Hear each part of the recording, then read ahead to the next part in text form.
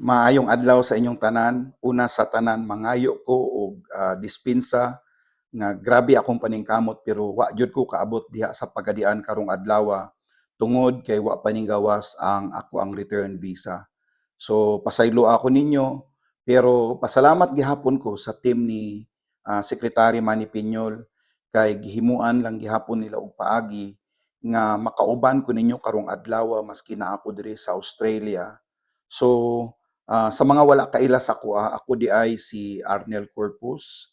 Na ako'y more than 30 years nga experience sa pag-alaga sa baka o inyong makitaan sa ako ang profile nga 11 years diha is diri sa Australia o ang una nga 8 ka tuig nagtrabaho ko sa isa ka gamay nga kumpanya nga gikan sa breeding hangtod sa backcounting hangtod sa fattening apil sa amoang trabaho. So pasalamat kitag dako nga kini karong akong experience ang pwede nako i-share sa inyo og nang hinaot ko nga inig uli ninyo magamit dayon ninyo ning ako ang i-share sa inyo karong adlaw. Og ako ang 3 years sa Australia after sa ako ang first 8 years natagaan kog higayon nga i-manage ang isa sa pinakadako nga Wagyu feedlot diri sa Australia. So at any given time atong panahona naami more than 30 or naami 30,000 head nga Wagyu nga among ginapatambok. So kining akong experience nga 11 years sa Australia o 20 years diya sa Pilipinas, mao nay gusto nako i-share. As a matter of fact, napud tay gamay farm karon nga among gipartneran ni Secretary Manny diha sa Pulumulok, South Cotabato kung asa naapod tayong mga wagyu didto nga atong gina-breeding, no. So ang wagyu mangod mga kaigsuonan for a while abi nato pwede lang kini sa bugnaw nga lugar.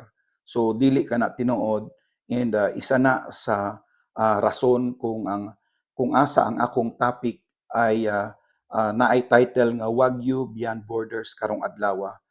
This is Japan's legacy, Australia's science, and Philippine opportunity. So kining akong i-share mga kahigalaan, mga kaigsuonan, dili lang actually kini purely for Wagyu farming. Kining akong i-share sa inyo labi na sa feeding side, applicable kini sa tanang ruminants. So sa baka, maski nang ato ang baka karon nga atong ginaalima, maski dili na Wagyu, applicable kining feeding technique nga akong i-share sa inyo karong adlaw ug dili lang kini para sa baka. Pwede pud ni sa kambing, sa karniro og sa ato ang kabaw. So nang hinaat ko nga naamoy dalang notebook na malista ninyo kining ako mga i-share karon para pag uli dayon nato sa ato ang ugma dayon, pwede dayon nato kining gamiton ug ato nang mapamuslan ang extra income nga gikan ani nga technique. So ato sang bago ta moadto sa feeding technique, ako sang ibalik gamay about sa Wagyu. So unsa man jud ang Wagyu? Ang meaning sa Wagyu, ang literal nga meaning sa Wagyu, ang word nga wa means Japan or harmony. And ang Gyu means baka. So technically, ang Wagyu is Japanese cattle. So maski mo ingon pa ta nga kining Wagyu gikan nig Australia, kini nga Wagyu gikan nig Amerika o laing nasod, tanan ang duguan ng Wagyu ang origin anang Wagyu gikan kini sa nasod nga Japan. Og naay upat ka breed nga sikat kaayo sa Japan mao ning gitawag nga Japanese Black, Japanese Brown, Japanese Shorthorn o Japanese Polled. Pero ang pinakasikat ani is ang Japanese Black kung asa gikan ang pinaka-popular nga gitawag nato nga Kobe beef. So ang Kobe beef mga kaigsuonan, Wagyu kini nga gikan or didto gipanganak or gifattening sa Hyōgo region sa Japan. So anything nga Wagyu nga wala gialima anang region dili na siya pwede tawagon og Kobe beef. O kining Japanese black pod mga kaigsuonan, diri pod nagikan ang lain pang sikat nga Wagyu brands nga ginatawag nilang Matsusaka o kanang Omi. No, mauna nga mga brands nga sikat, Kobe, Matsusaka o Omi.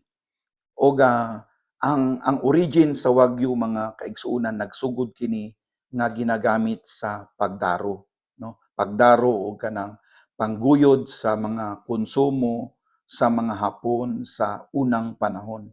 So sa mga gaingon nga abi na lang ang Wagyu kanang lamya or kanang weak nga klase sa baka, dili na siya tinuod.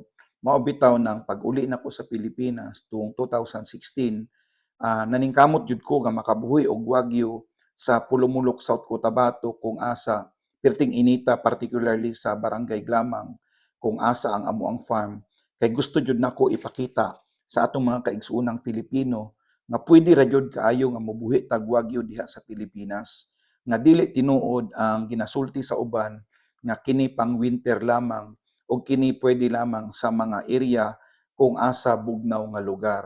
Kana mga kaigsuonan dili na sa questionably kay sa ubay-ubay ng panahon nagabuhi tag Wagyu diha sa Glamang Pulumulok kung asa kini apil sa among gusto i-share sa inyo ha karong adlaw. So ang Wagyu mga kaigsuonan panahon sa Meiji era sa Japan ila kining gimurag exclusive ang purity kay naamoy panahon sa unang panahon sa Japan nga nagdala sila og mga laing lahi gikan sa England pero nakit-an sa mga Hapon nga nag-ubos man noon ang marbling sa ilang mga baka tungod aning mga gi-introduce nga mga imported nga klase sa baka.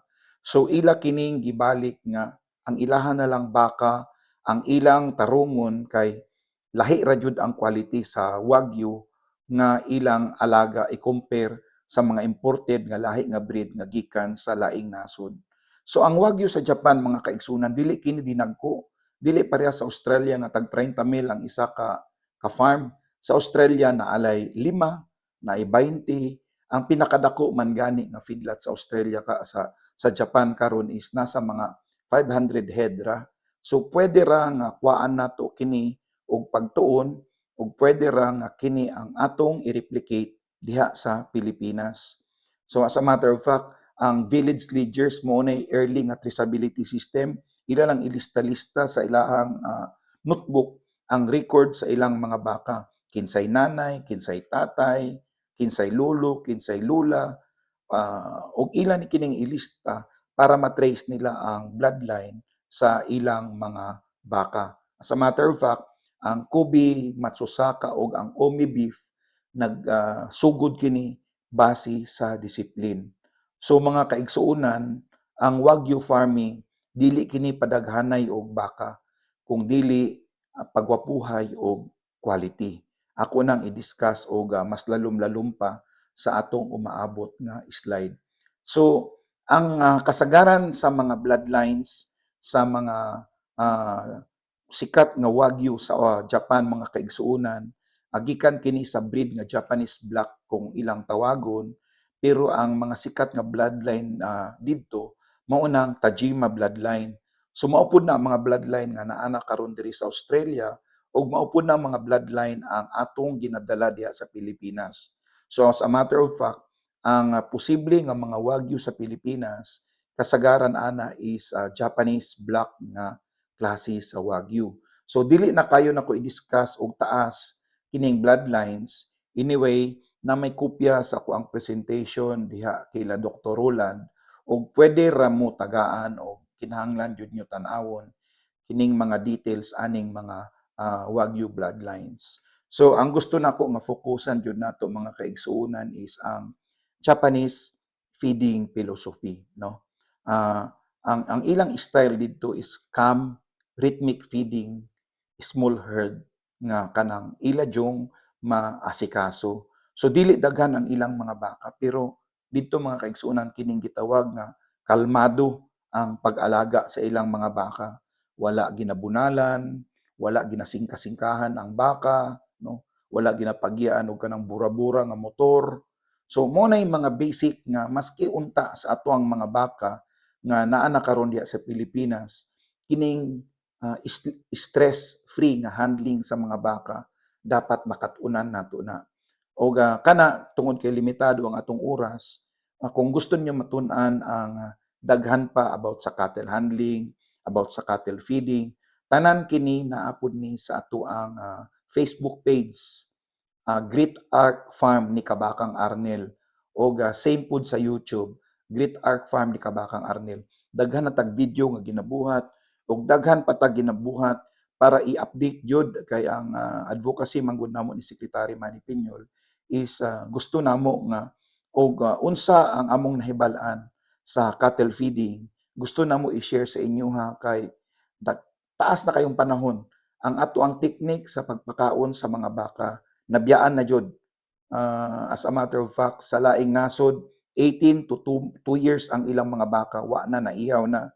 Sa ato aning abot na grade 1 bago ihawon, perting tigulangan na, perting gahian na sa karne ug mao bitaw na nga di jud ta kapalit og steak sa mga palengke tungod kay perting gahiya atong baka, sabaw ra jud ang atong ma-produce. So balbakwa ug kanang nilaga mao ra jud ma-produce nato sa atong mga baka ug ato pong kalderitahon lat-an pod nato og 2 ka oras para mohumok.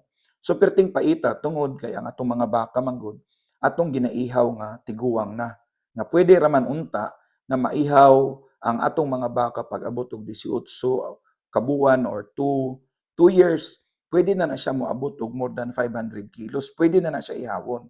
So mao bitaw na nga ako jud mong gi-encourage nga inyong tan-awon og maayo ang feeding technique kay maunay isa sa hinungdan nga ang ato ang baka atong ma-harvest og sayo-sayo ug atong ma-harvest og sayo-sayo. Imagine mga kaigsuonan, number 1 ang atong baka diha sa Pilipinas dili makaanak og kaisa sa isa ka tuig.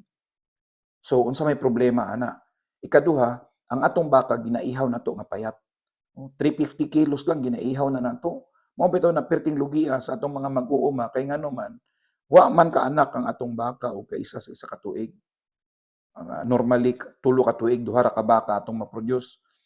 Ang sunod atong ihawon perting payata. Sulugi jud ta ato tigpason pa jud ta sa ahente, wa na jud perting luuya jud sa ato ang mga cattle farmer. So importante mga kaigsunan nga matun-an nato nga ang feeding same pod sa Japan dapat dili pa bago-bago. Ato nang i-discuss later. Og sa Japan ang pag-feeding nila sa ilang wagyu is moabot og 600 to 900 days. Kini sa wagyu ni dili ni siya applicable sa baka nga naa diha karon sa Pilipinas nga mga native cross or Brahman cross. Lahi ang sistema dapat dili ta molampas og 120 days sa feeding para di ta malugi sa ato ang feeding business og low stress routine and consistent observation. So mao ni mga kaigsuonan ang ato untang sugdan og tagaan og atensyon nga ang pagpakaon sa ato ang baka dili bara-bara. Dapat consistent unya dapat ang mga baka pud atong respetuon, dili bunalan, dili bulya-bulyahon, no? So mao nay ato ang dapat tun-an. So ang lesson nato sa Japan mga kaigsuonan, as a matter of fact, ang wagyu bago kini nahimong karne, kini ay belief, ang pagtuo, no? Ang tinuod nga gi-export sa Japan is ang disiplina, dili jud ang karne. Grabe sila ka disiplinado pag-abot sa feeding sa ilahang baka, particularly ang wagyu.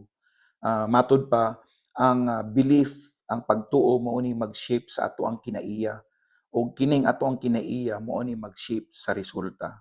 So ang patience kanang ato ang kalimot na ko sa word sa patience, ato ang kanang kaya nato bang muhatag og pasensya, ang atong pag-agwanta mao na ang effort nga mag-transform sa kamaayo nga resulta sa ato ang ginabuhat. So ang rason mga kabaka kung nganong ang wagyu nakagawas sa Japan tungod kay itong 1990s gitugutan sa Japanese government nga magpagawas og genetics, mga similya o mga embryo o live animal padung sa laing nasod particular sa Amerika. O gikan sa Amerika, nagdala pod ang mga Amerikano nagpadala pod sila sa Australia. So, og dito sa Australia mga kaigsuonan, ang Australia gi-merge nila ang tradisyon sa Japan sa ilahang data in science. Grabe ang Australia pag-abot sa data gathering o recording. Mauna ang isa sa pinaka-importante nga akong natun-an sa 11 years nga naa ako diri sa Australia nagtrabaho sa bakahan.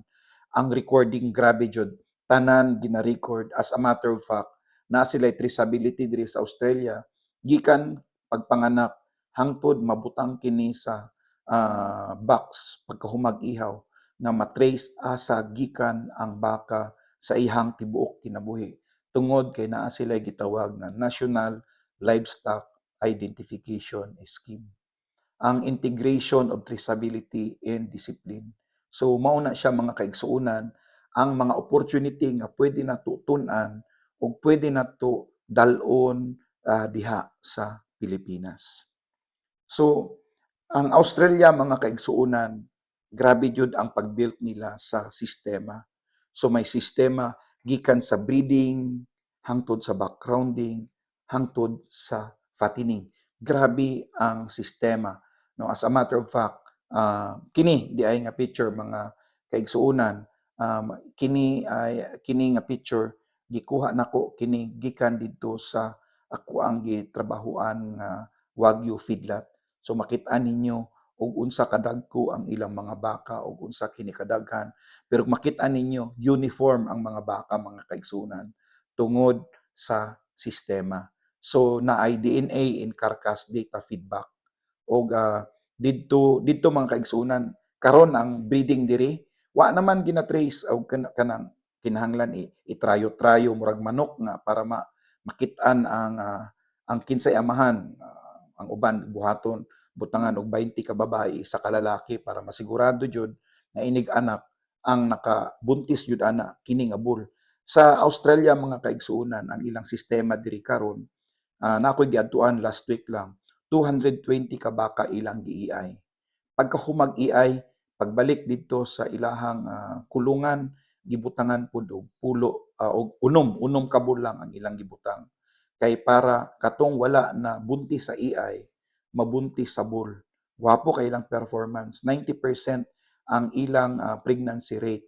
Pero labo-labo na didto, wa na nato kabalog asa didto ang bull nga nakakasta atong calf nga ma-produce. Pero tungod sa ilang DNA testing, ang ilang buhaton diri mga kaigsuonan, kuhaan nila og kanang isa lang kabuhok sa ikog ang ilang mga baka dalon sa laboratory. Mabal-an dayon kinsa ang nanay o kinsa ang tatay. Ana ang technology diri sa Australia, maunang paspas yun sila makapadaghan og baka tungod kay ginagamitan jud nila og saktong technology. And again, among giampo ni Secretary Manny Piñol nga kining tanan nga technology nga naa na karon diri sa Australia nga moabot ang panahon nga madala pud nato diha sa Pilipinas tungod wa na jud laing paingnan. Kinahanglan jud mo-adapt na kitang mga Filipino sa technology sa laing nasod para moasinso ang ato ang kinabuhi. Kabalo ba mo ang mga cattle farmer diri sa Australia mga kaigsuonan ang ilang kutsilan cruiser. Napay mga farmer diri nga nay sariling helicopter, nay sariling eroplano. Ug kana no, bahalag di ta ka lang cruiser kana lang makapag-graduate ta sa atong mga anak sa college. Dako na nga matabang namo ni Secretary Piñol sa among advocacy kung makatunan ninyo ning among gina-share sa inyo karong adlaw. So ang fattening period dili kasing taas sa Japan. Tungod man sa ilang technology, ang 600 to 900 sa Japan, diri sa Australia 350 to 650 days na lang ang ilang fattening period. So kini mga kaigsuonan, mao ni ang feed sheet nga among ginagamit didto sa bakahan akong gitrabahoan diri sa Australia og makit-an ninyo naa diha makita ninyo ang 5 ka adlaw nga ilang gikaon. Og diri kay nagdala man ko diri mga Filipino nga feeder. isa mi sa mga nag-improve og maayo sa ilang feeding system diri. Tungod kay sa amoa, bawal nga molampas ka og 20 over or under sa feeding karong adlaw. So for example, makita ninyo naay feeding diha nga 2,300 kilos. Kabalo mo pilay actual feeding, 2,300 kilos pod. So dili bara-bara og makita ninyo diri nga dili pwede magpataka og increase. Kung gutom ang baka, dapat atong naanay technique unsaon pagdugang, unsaon pag-cut ug naputay gitawag nga aggression score. By the way, naman ako ang libro diha. Inyong tun-an ng inyong libro ug naamoy dili masabtan sa akong libro. Naaraman ko sa Facebook. Again, Great Arc Farm ni Kabakang Arnel. Ug unsa ang naa sa akong libro nga dili ninyo masabtan, willing ko nga matubag. Pero ang importante ani nga slide mga kaigsuonan is akong gipakita giunsa sa mga Australiano pag-abot sa efficiency nga ang pagkaon dili pwede nga kanang murag graph sa kanang heartbeat sa tao nga ubos taas, ubos taas. No, ang sistema sa pagkaon sa baka mga kaigsuonan ang iyang graph ana slight lang jud ug na may increase is very slight, meaning is very consistent. So karon mo abot na ta diri sa pinakaimportante sa tanan. How microbes drive cattle farming success. So mga kaigsuonan, importante nga atong masabtan nga ang atoang baka, ang atoang kambing, ang atong karniro, wala ni silay capability nga break sa nutrients sa ilang ginakaon nga grass or ang ilang feeds. Wala. So ang naay capability ana is ang microbes. Mo bitaw na gitawag kini nga the secret workforce of our cows, ang microbes. So kini ang unsung hero inside sa ato ang baka. So kung wala ang microbes, ang ato ang baka, dili nila ma-turn into nutrients ang ilang gikaon nga grass or feeds. So keeping microbes healthy means healthier cattle, mas daghan ang karne, mas daghan ang gatas. So, ruminants cannot digest feed without microbes. Klaro na mga kaigsunan niya. As a matter of fact, ako jud gibutang ang reference para makaingon ta nga dili lang kini basta-basta istorya. Kini scientific evidence jud kini. So, ang microbes breakdowns fiber in feed, converting them into energy. Without microbes, cattle would be unable to get nutrients from grass and hay. Again, healthy microbes, healthy cattle, more beef and milk. No? So, unsay may tabok kung walay microbes? Kung walay microbes, mga kaigsunan, meaning ang baka dili niya ma-digest ang fiber that will leads to poor health. Mo bitaw nang matingala ka nga usahay ang atong kanding perting sinawa, pero usahay magkalibanga tungod kay napatay nato ang microbes. So, ang animal can't absorb essential nutrients without microbial activity. And rumen dysfunction and bloating are life-threatening conditions caused by lack of microbes. So, na mga type of microbes, mga kaigsunan, ang major ani is ang bacteria, protozoa, o fungi. So, dili na kayo na ito na i-discuss deeper kay basic raman na siya. Again, nanatanan sa ato ang libro. So, diri ta karon, unsa man ang mga feeding practices nga nakaapekto sa microbes? Number 1, inconsistent raw feeds quality confuses microbes in its slow digestion. Inconsistent raw feeds quality. Akong pangutana mga kaigsuonan, katong inyong baka tong naaging adlaw, gidala ninyo didto sa isa ka part sa inyong pastulan. Nagkaon siya didto na busog. Sunod adlaw, nahurot naman to didto, gibalhin na pud ninyo didto sa pikas. Ang akong pangutana mga kaigsuonan, ang quality ba sa grass gikaon sa inyong baka tong niaging adlaw ikumpara sa grass nga gipakaon ninyo karong adlaw, pareho ba siya og quality? Pareho ba siya og edad? Pareho ba siya og klase nga grass? Kung dili, it will affect the microbial population of your animal. Kaduha, not enough raw feeds limit fiber digesting microbes.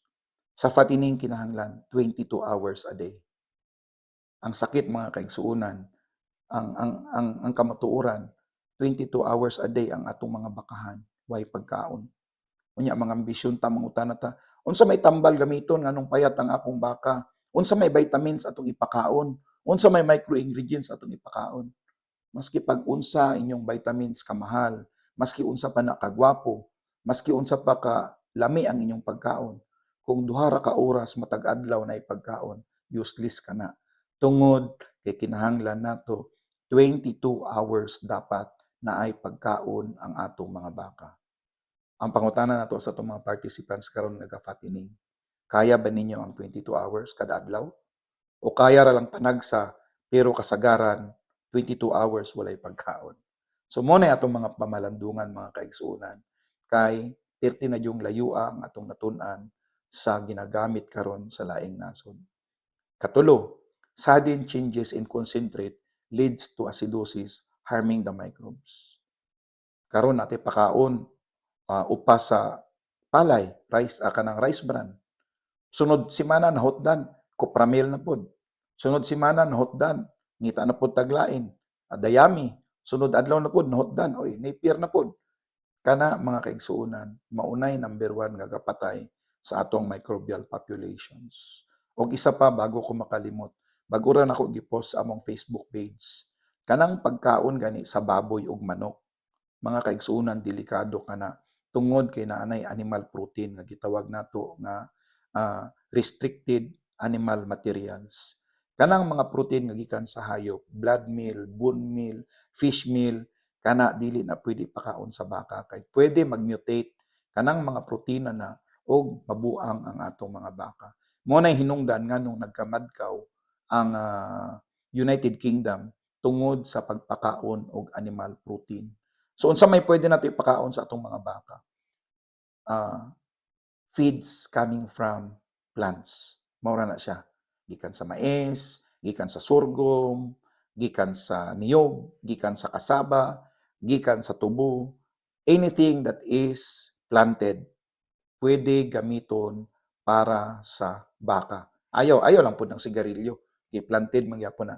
Kanang agricultural byproducts nga pwede kanon sa tao, pwede po na siya ipakaon sa baka. So, ug ang ikaupat is not enough concentrate means lower energy for the cattle and the microbes. So, kinahanglan ang concentrate nato is 12% crude protein ug ang total weight sa atong pagkaon is 3% sa iyang body weight based on the dry matter component sa atoang pagkaon. So, nanapod ni isa, silage na pod. Sa silage pa lang gani mga kaigsuonan, daghan na kayo sa atong mga kaigsuonan diha ang nakatuon o kanang pinagbabawal na teknik, no. Simple lang kaayo ang paghimo og silage. Unta dili na nato himuong complicated kay naamang tay mga kinaiya nga mga Filipino ba nga sobrahan pa nato ang paghimo sa silage sa original nga ato nga gitudlo sa atoa. So for clarity lang, simple lang kaayo ang paghimo og silage. Number 1 is dapat tama lang ang dry matter or moisture. So for example, sa sorghum, ang tibok sorghum stalk nanay 100% nga gitawag. O ang part ana is dry matter, ang part ana is moisture content. Ang ideal nga pang silage is between 25 to 35% dry matter. Gusto na to, mas gwapo unta jud og taas-taas, between 30 to 35 ang dry matter. Meaning, ang moisture ana is nasa 65 to 70%. Maunay ato ang number 1 nga bantayan. So nanapog ko gi-post na ako i-post sa Facebook og unsaon pag-determine sa dry matter sa atuang silage gamit ang microwave oven. I think it will be published in the next few days kay naka-schedule na to sa ako ang page.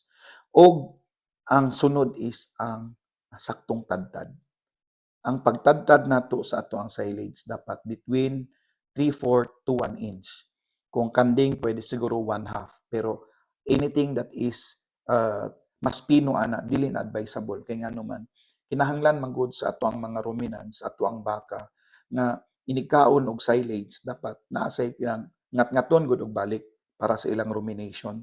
So kung ang ato ang pagkaon kanang pino na kaayo, number one, muduga na nagmaayo kay sobrahan naman nato og kanang tadtad. So dapat ang pinaka-minimum dili mo ubos og 1/2 inch.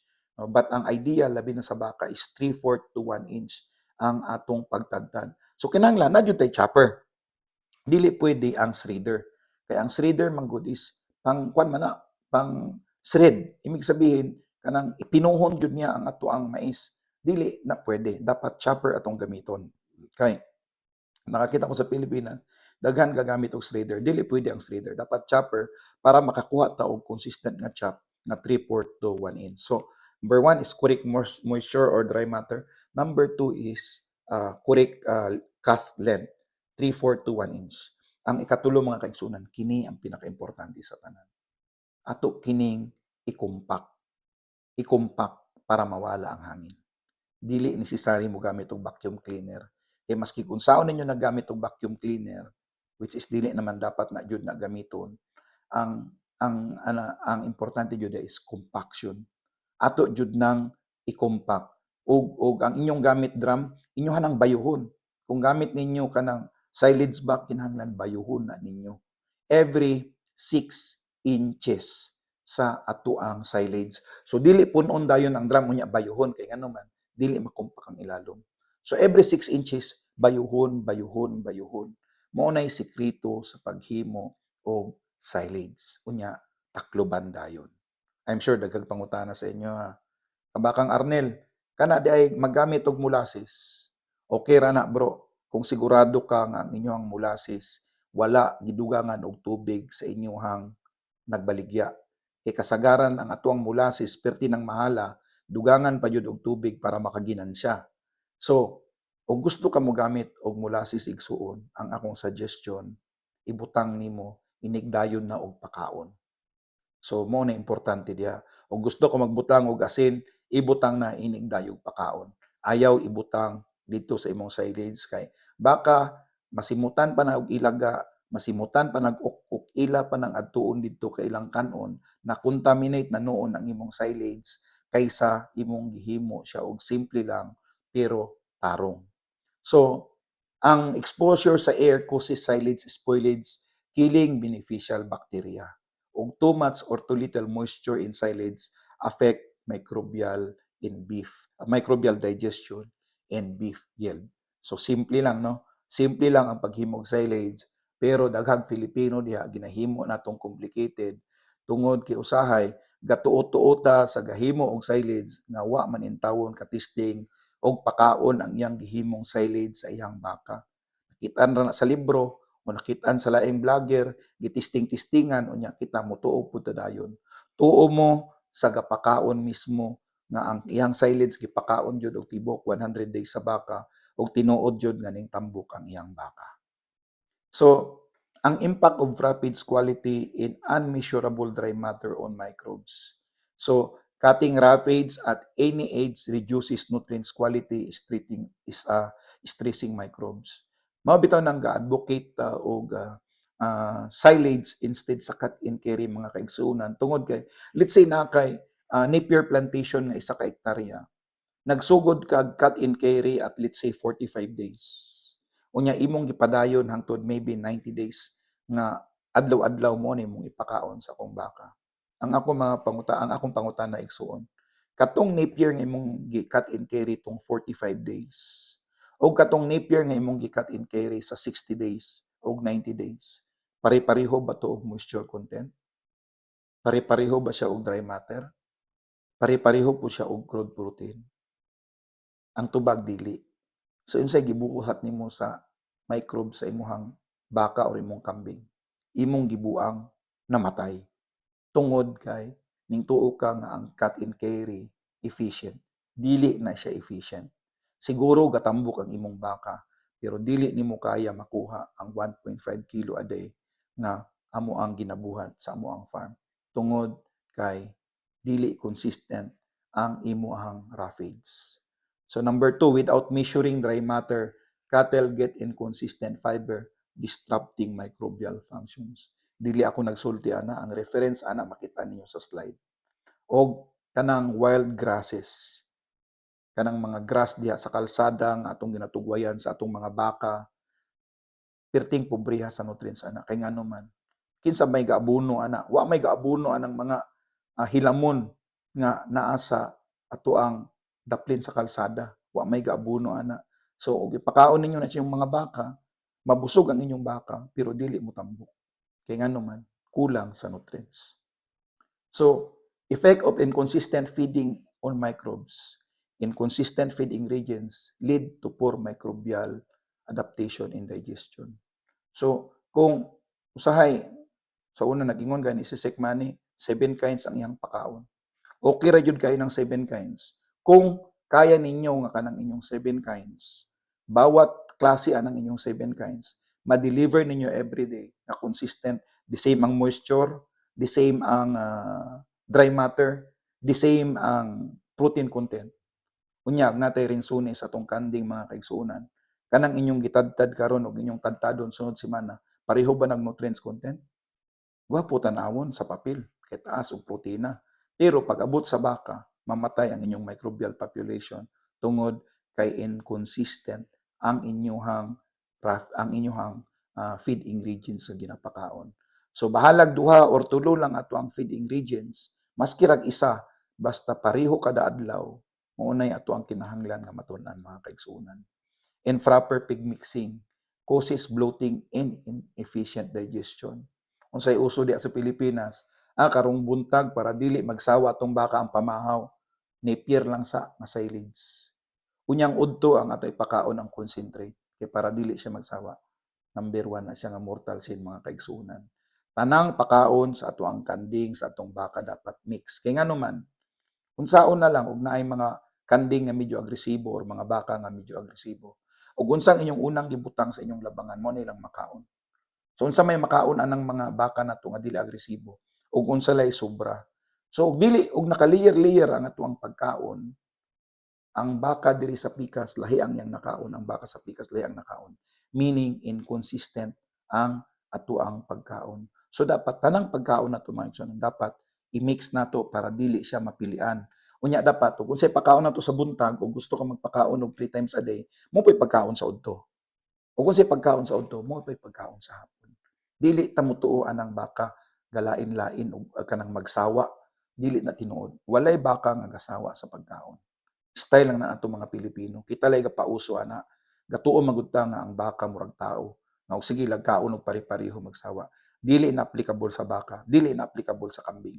Ang tinuod, ang baka, ang gusto niya is dapat ang iyang pagkaon sa pamahaw, mo'y pagkaon sa paniudto, mo'y pagkaon sa panihapon. As a matter of fact, kung kaya ra sa inyong labangan, pwede ra gani ninyo nga ibutang ang pagkaon kaisa ra sa isa ka adlaw. Balikan lang sa udto, pala kanang iukayon lang para katong mga nalawayan mo fresh na pod, makaon na pod sa baka. Ana ra na siya kasimple. Dili na to himuong komplikado. And then ang irregular feeding disrupt microbial activity, slowing digestion and lowering milk production. Kanang magpakaon ka usahay, karong adlaw medyo alanganin, pakaon ta hapon na. Sunod adlaw na away extra pagkaon, buntag na pod. Kana number 1 makadaot na sa inyong baka. So abi nyo buhi inyong baka pero perting lugian ninyo kay ngano man dili consistent ang inyong pakaon. O ang ikaupat is ang uneven feed distribution leads to digestive issue. Nay mga baka mga kaigsuonan labi nag daghan baka sa inyong kulungan na dili siya mukaon o dili mabutangan ang iyang pwesto kanang adlaw. So kinahanglan jud nga og magpakaon ta ug asa nato gibutang ang atong pagkaon sa unang panahon adlaw-adlaw diha nato ibutang permanente. Dili nato balhin-balhinon kay ngano man naay baka nga magutom anang adlaw tungod kay maghulat siya mabutangan ng iyang pwesto. So, feed availability in daily intake for optimal beef production. So, kini dili lang na applicable actually sa fattening. Maski unta sa national dairy, ilan ning i-adapt kay sakit kay sa dughan. No, manghatag ta og baka sa atong mga farmer. Pero ang farmer ang kaya ra ipakaon 2 hours a day ra. Nya mo reklamo ta ang gatas, unom lang ka litro tungod kay wala natudluan ang atong mga farmer unsaon ang sistema sa tama nga magpakaon sa baka. So kita wa man tay timbangan, di man ta ka-determine og unsay dry matter, ugma dayon pwede ra ta magsugod mag-fattening, pero kinahanglan 22 oras na ipagkaon ang inyong baka matag adlaw. Kaduha, kinahanglan, for example, ang imong baka is 350 kilos, kinahanglan ka og 10.5 dry matter daily feed intake para makakuha kag isang tunga kilo nga tubo sa imong baka matag adlaw. So ang protein requirements ana is nasa 12%. So 3% sa body weight ang feed intake based on dry matter, and then 12% nga crude protein para motambok ang atong baka og 1.5 kilo a day for 100 days. So ang atong 350 kilo nga baka inigsulod sa fattening, pagkahuman og 100 days, 500 kilos na kana mga kaigsuonan. So kini ang isa sa pinaka-importante sa tanan nga atong malimtan permanente, clean water for healthy microbes. So ang tubig na 24 hours mga kaigsuonan, crucial kina sa maintaining microbial health and digestion. So ang hugaw nga tubig introduces harmful bacteria that harms rumen microbes and reduce beef production. So again, healthy microbes, more beef or milk. The healthier your cattle microbes, the more energy is produced, leading to higher beef yields. Healthy rumen microbes improve beef quality. So, to keeping rumen microbes healthy, kinahanglan consistent feeding, so dili pa bago-bago, sa oras, sa mixing, sa quality, o sa quantity, and balance rapids and concentrate mixture keep the microbes working efficiency. Proper feed mixing and clean water are essential for maintaining microbial health and digestion. Poor feeding practices stresses microbes, reduces production. So, kinahanglan makatuan nato ang tamang inventory sa atuang pagkaon. So, ayaw sagpalit og baka o wala kay at least 60 days nga silage sa likod sa imong balay. Kay ngano man, sayang lang kag palit, sayang ang oras kung dili nimo ma-meet ang nutrient kanang requirements sa imong baka. Namo ta gitawag nga kanang maintenance sa baka nga kanang igo ra siya mabuhi ba. So kanang adlaw kung maintenance lang atong napakaon, wala nato na meet tong 3% nga dry matter requirements o katong wala nato na meet ang 12%, meaning ang atong baka igo ra siya nabuhian ng adlaw, wala siya ning tubo kay wala nato na meet ang iyang maintenance for the day. So for us to gain, dapat moabot yun ta atong 3% body weight o 12% nga crude protein para naatay weight gain. So healthy cattle start with healthy microbes. So the key to cattle farming success is supporting microbial workforce in your cattle rumen. Consistent feeding, clean water, and proper storage of feeds ensure your cattle microbes stay healthy. So, ang healthy microbes mga kaigsunan, dili lang kana para sa pagbugat sa atong mga baka, kundi enhance ang immune function. Mao bitaw na daghan nga question ang amo ang farm ni Secretary Manny Piñon. Walay atop ang amo ang mga baka. Siya magkasakit ang inyong baka kay maulan initan. Number one, walay baka nga gipanganak nga naay balay. Kita lang mga Filipino nagpauso ana. Ang baka kung ang iyang immune system tibay, maski pa maulanan, mainitan, which is natural sa ilaha, dili na magkasakit. Nagkasakit lang na tungod kay permanente pasmo bagsak ang immune system. Ug sa mga naay mga dairy diha, enhance better milk yield. Og dili ninyo ma-meet ng ang pait pa jud sa dairy mga kaigsuonan, ang inyong requirements diha is 5% sa body weight sa inyong baka based on dry matter, ug ang inyong crude protein dapat 16% para makaproduce mo og gwapo nga karne. Unya ning dawat na mong baka gikan sa NDA nga wala mo gipasabot ana, dili ko matingala nga gamay ra jud ang inyong ma-produce nga karne. So, optimal reproductive health. Mo na rason nganong ang atong mga baka dili ka anak isa ka beses. Diri sa Australia, 12 months old ang mga baka ginapakastahan na. Kay ngano man, abot naman nila ang 60% sa ilang mature weight.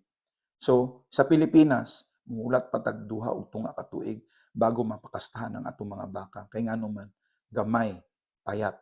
So, kung gwapo ang atong feeding system, pwede ta makabreed og sayo. as early as 12 months pwede pakastahan. So bago mag 2 years old ang atuang baka, nanay anak. Unya, mo anak siya og once a year. Kay ngano man, 2 months pa lang pagkapanganak sa iyang unang anak, pwede na pud siya pakastahan og balik. So meaning, after 7 months, hapit na pud manganak. After 7 months nga iwin, so nanapoy hapit manganak na pud ang hapit na pud manganak ang atuang mga baka kay nanay unod ang tiyan around 5 months old na. So 4 months lang gikan sa pagkawalay sa o 3 months gikan sa pagkawalay kung 8 months na to iwin ang atong baka.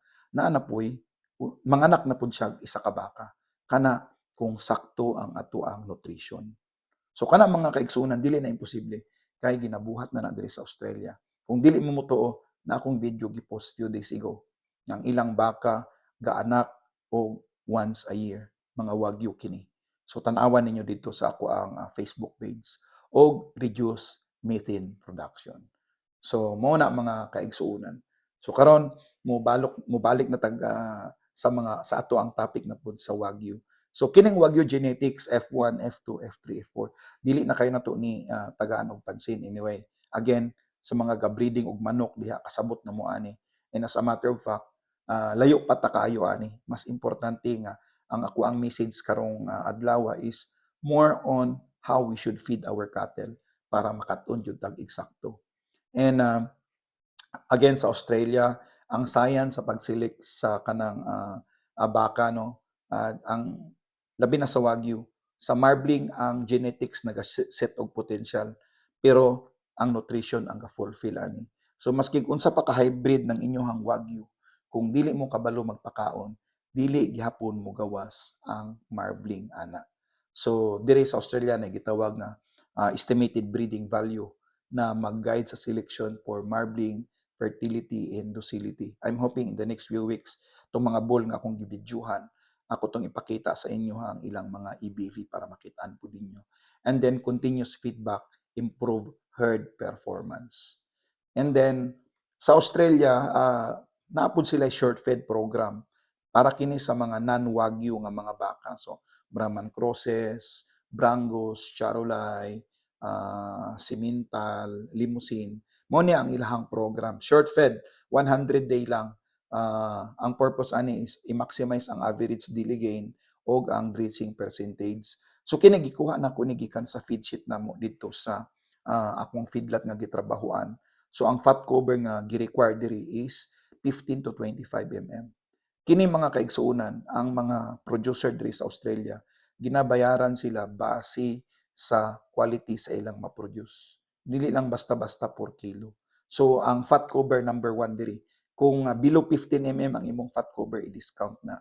Kung above 25 mm, baga ra kaayo, i-discount na siya. So if you want to get the premium price kinahanglan, mosulod ka sa fat cover nga between 15 to 25 mm.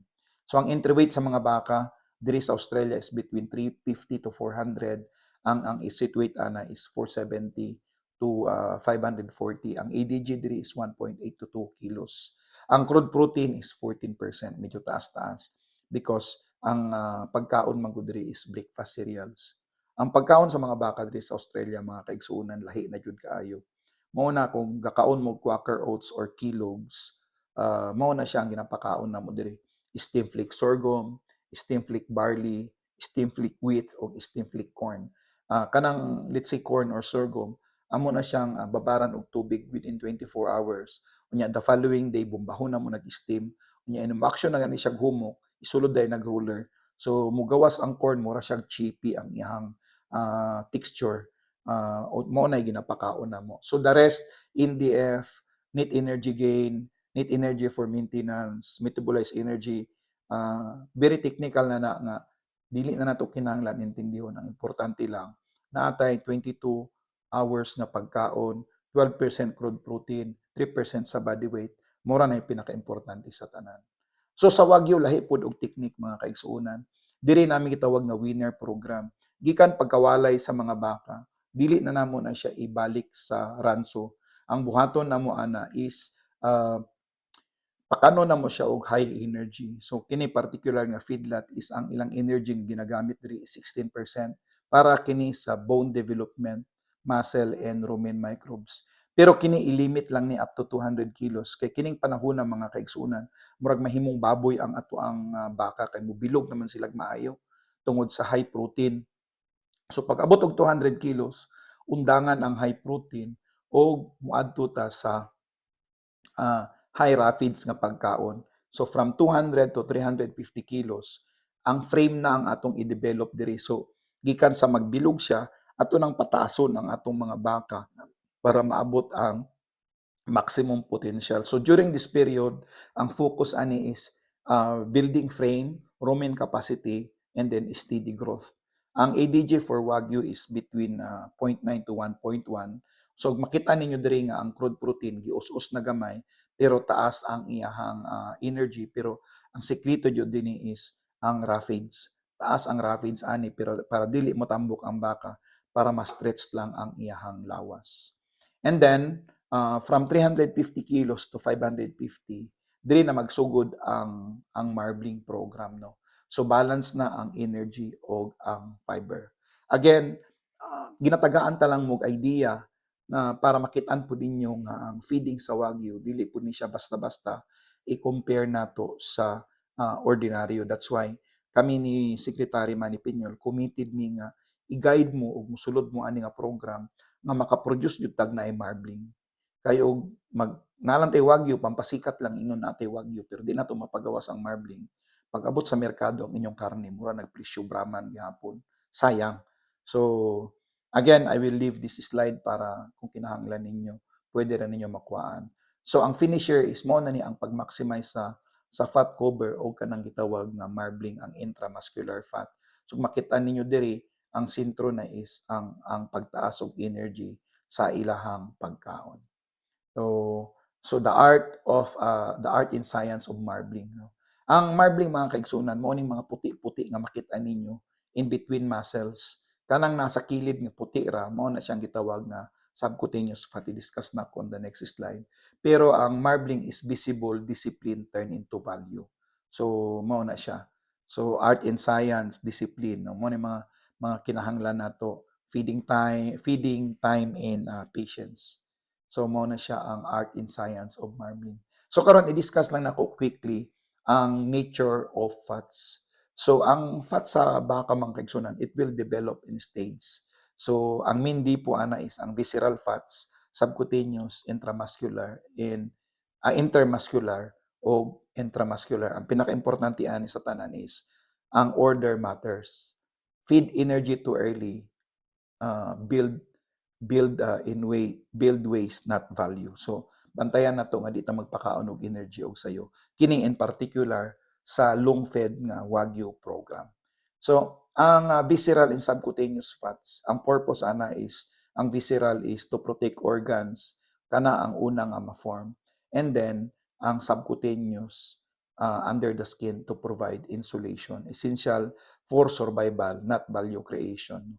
High energy, as I said, kung sayo ka magpakaon og energy sa Wagyu feeding, mo sayo ang back fat mag-less ang marbling. Pero sa short fed mga kaigsuunan, kutob lang ta diha sa subcutaneous ang atong i-develop. Dili na necessary ang intermuscular ug ang intramuscular. And as a matter of fact, kanang libro nga naa sa inyo ha karon, mao nay sentro sa ako ang gibuhat nga libro. Dili na specifically for Wagyu program. That is specifically for the 2.4 million cattle nga naa sa Pilipinas that we are praying na i-value-add bago ihawon through that book na akong gi-share sa inyo ha karong adlaw. So, ang intermuscular fat mga kaigsuonan, mao kini ang fats stored between muscles after energy needs are met. So, bridge between storage and refinement, slow ready gain forms healthy same fat, no, avoid rapid energy spike. And then mao na ni ang pinaka-importante, intramuscular fat or kanang gitawag nato nga marbling. Og dili nato ni ma-produce sa Wagyu mga kaigsuonan, we might as well just do the Brahman Cross project instead of Wagyu. Tungod kay useless lang magpakaon kag minimum mga 200 days unya dili gyapon nimo ni ma-met. So ito this is the final and most valuable fat layer. Requires calm, meaning dili na to pwede bunal-bunalan, dili na to pwede stressin. As a matter of fact, kanang mga pailong-pailong mga baka dili ko favor ana. Wala mi baka sa Great Ark Farm ni Secretary Manny Piñol nga naitali or naipailong. Mature cattle, mo bitaw na nga long fed ang pakaon o consistent feeding. So develops over 200 to 300 days in Wagyus. So marbling equals tenderness, flavor, and value. So mauna mga kaigsuunan. And then by the way, kanang picture nga inyong nakit-an diha, mo nay among gi panihapon tong niaging bulan. So perti yung lamia jud. So we're hoping nga moabot pud ang panahon nga sa Pilipinas ato pong masulayan ang pagkaon maski mga ordinaryong tao lang makatilaw jud ta og wagyu og natay sariling gialima. So the art of marbling in Japan, it's patience in daily care. Sa Japan is precision in data. O kami nang hinaot nga sa Pilipinas, it will be discipline in heart. No? Patience equals art, precision equals system, and discipline equals culture.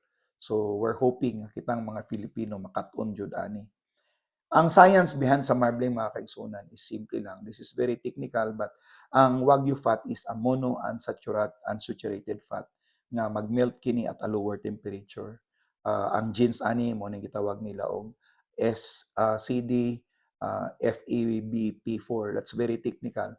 Pero mao na ga control sa fat quality. But again, consistent feed keep genes expression active. So maski na genetics ang atong mga baka ug di ta kabalo magpakaon, useless lang gihapon. So kinahanglan balance raw feeds in energy for steady rumen activity. So again, rumen and fat connection, rumen microbes produce volatile fatty acid for fat synthesis, stable pH and consistent feed, produce smooth acetate supply, irregular feed, mao lang gihapon disrupt rumen marbling, healthy rumen equals healthy marbling. So kining mga carcass evaluation mga kaigsuunan, that's still too far away. But again, there is sa Australia, masukat na siya, marbling, color, rib eye area, fat depth, data return to breeder to improve their next crop. So what gets measured gets improved. Mo na yung mentality sa mga Australiano. Na mga local feed diri, pero gagmay kaayo. But again, naman na sa akong libro, makita ninyo na. And then now it's time for us building the Philippine Wagyu identity. So kami, ang among pag-ampo ni Secretary Manny Piñol, nga we will create a distinct, proudly Filipino signature beef, a discipline in the tropics, sustainable, traceable, humane, and data-driven. And then it defined the Philippine Wagyu as a science with soul, and transparency and discipline add value through storytelling. So mao nay ato ang pangandoy. So call to action aman si Sec Manny diha. So more than feeding the Filipino Wagyu movement, it's movement for excellence. Learners feed with discipline, record with honesty, grow with purpose. So knowledge plus cooperation equals growth. Faith and focus equals success. Consistency create opportunity. So we're hoping mga kaigsuunan nga maskin wala ako diha unta natay natunan. So lessons from Japan and Australia, ang Japan taught us patience, excellence, built daily, matag adlaw, dili lang kung kanus nato gusto. Australia showed us precision, data, and innovation. And we're hoping that Philippines adds heart, discipline, and faith under tropical skies. Patience, precision, passion are the pillars of our Wagyu journey. Our climate is both challenge and opportunity. Pero kung kabaluta mo silage, kabaluta sa tamang feeding technique, kayang-kaya ra nato na. No? So, maro na mga kaigsuunan, again, ga pangayo ko ga dispensa nga wala ko diya sa inyo ha. But I hope na kining akong na-share karong adlaw will add value to your farming endeavors. Og maulang na, daghan kayong salamat. Ito po si Kabakang Arnel Corpus. Mula po sa Baka Alaman. Baka Alaman, kaalaman mula sa aking karanasan para sa inyong kabuhayan. Marami pong salamat.